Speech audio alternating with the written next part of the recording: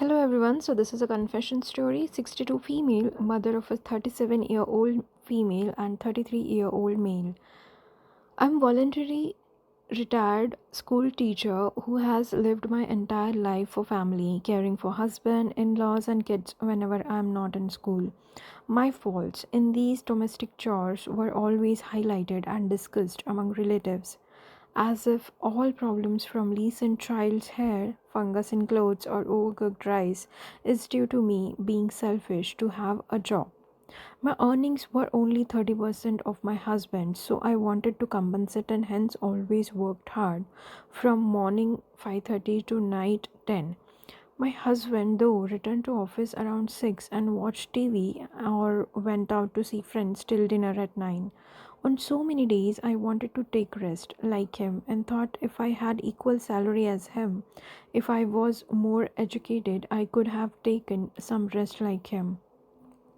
I wanted my daughter not to live my life and got married to her equal in terms of education, qualification, wealth share, and salary, and to a family that was progressive to let women work after marriage.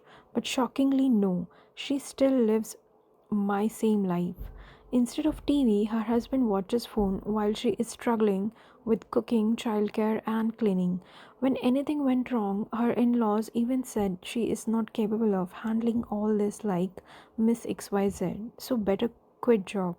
When she took unpaid career break, she was treated like a servant and questioned even while purchasing clothes with our son's money. They told before marriage they will take care of my daughter, but they expect only one way service. They don't even help wash her clothes when she is sick, not even care for baby, but expect her to treat them like parents. And when she is paid like their son, they are trying to make her resign. When my grandkids were small, they said taking care of them is mother's job and asked her to quit. Even after delivery, they didn't touch the child as they said it's a mother's job. I took care of them as I didn't want my daughter hard earned career to be doomed as they didn't want kids to be raised by maids. I retired early and worked hard with my husband, who now understand me better, to ensure my daughter has some peace by taking care of her kids at our home when she left for office work. Now that her kids are school going and easy to manage, the in-laws don't want me to spend time with kids as they say it's in-laws right. They don't want us to go to their home or them to visit us regularly. My grandkids have forgotten many of our moments and are now closer to them. Son-in-law says that how the world is, men and women are expected to take up these gender roles. Even he is born in 80s is supporting this huge injustice and supports his parents. Doesn't he know term changes each age? My daughter's health is affected due to tension of constantly being supervised and judged and no rest at home. During working days, she says she sleeps for half an hour and sips coffee in her pantry desk. At least 5 days a week are better than holidays. After this long, I realize one thing: our culture still considers women as burden like in olden times. Today, they should be treated equal to sons. I have ensured that I will do to my daughter in law what my daughters in law didn't.